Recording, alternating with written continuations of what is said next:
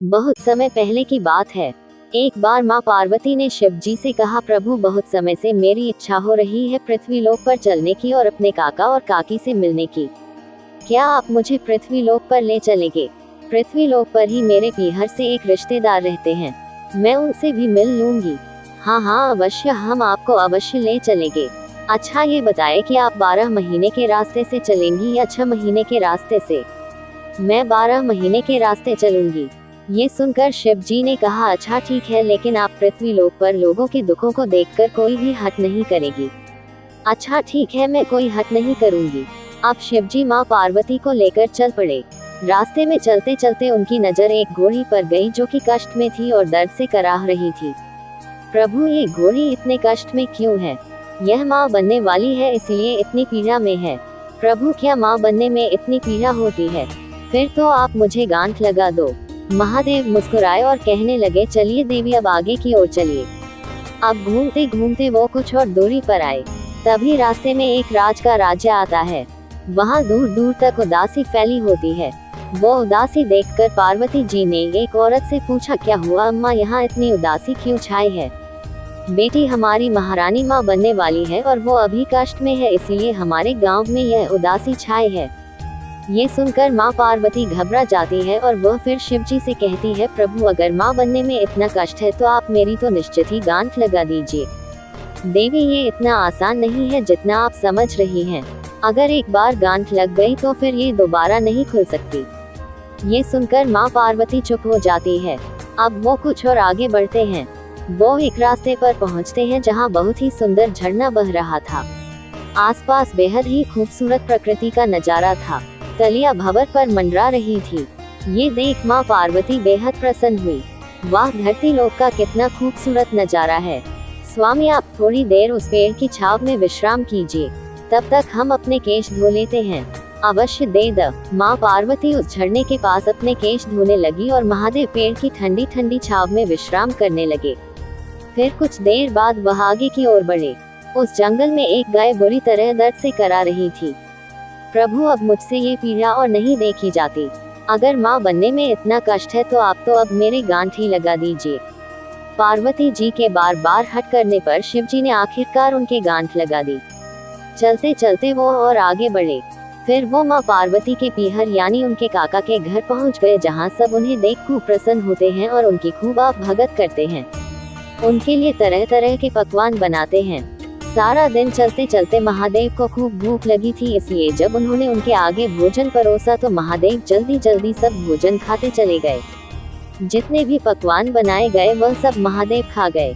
अब क्या करें, सारे पकवान तो खत्म हो गए और पार्वती ने अभी तक भोजन भी ग्रहण नहीं किया। मेरी भी कुछ समझ में नहीं आ रहा। उनकी यह बात माँ पार्वती सुन लेती है। आप चिंता ना करें काका, घर में जो भी सब्जी है मैं वही खा लूंगी। घर में तो केवल बथुए की सब्जी ही बची है। कोई बात नहीं, मैं उसी को खाकर पेट भर लूंगी। फिर जल्दी से बथुए की सब्जी तैयार की जाती है और वह उसे रोटी के साथ माँ पार्वती को खाने को परोस है। पार्वती बथुआ खाकर पानी पी लेती है और उसी से अपना पेट भर लेती है।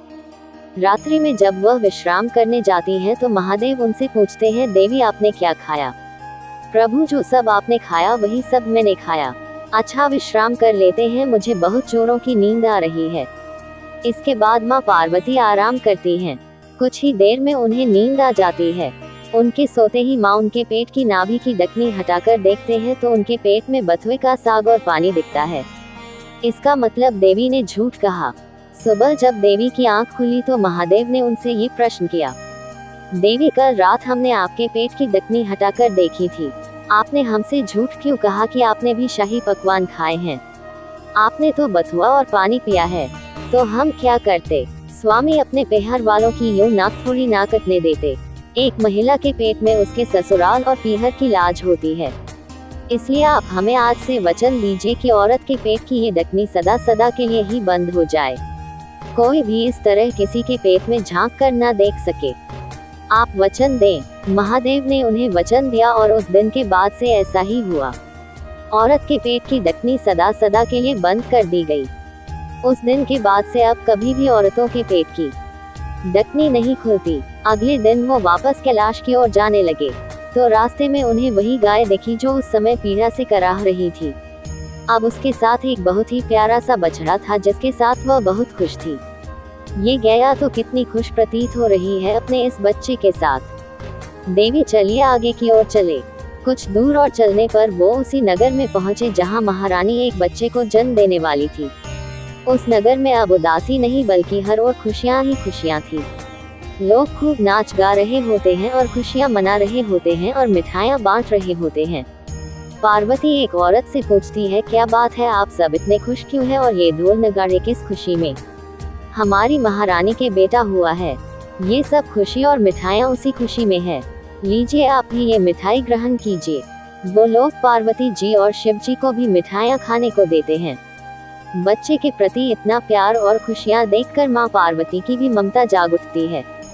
और कुछ दूरी पर चलने पर माँ पार्वती महादेव से कहती है, प्रभु क्या आप मेरी गांठ खोल सकते हैं? देवी हमने आपसे पहले ही कहा था कि एक बार अगर गांठ लग गई तो उसे खोलना मुश्किल है। देवी उदास हो जाती है। वो कुछ और आगे चलते हैं तो वो घोड़ी अपने बच्चे के साथ बड़ी ही प्रसन्नता से खेल रही होती है। ये देख माँ पार्वती महादेव से कहती हैं, हमें लगता है यह मातृत्व सुख भी कितना प्यारा होता है। भले ही माँ को बच्चे को जन्म देते वक्त कितनी पीड़ा होती हो, लेकिन उसके होने के बाद जो मातृत्व सुख होता है वह तो कमाल का है। प्रभु हमारी आपसे प्रार्थना है कि आप हमारी गांठ खोल दीजिए। देवी हमने आपसे पहले ही कहा था किंतु आप नहीं मानी, आप अपनी जिद पर अड़ी रही। फिर पार्वती जी ने महादेव से बार बार गुहार लगाई। तब जाकर महादेव ने उनकी गांठ खोली जिससे अब माँ पार्वती भी माँ बनने का सुख ग्रहण कर सकती थी। अब वह दोनों खुशी खुशी पृथ्वी का भ्रमण कर कैलाश पर्वत पर लौट आए। जय शिव शंकर।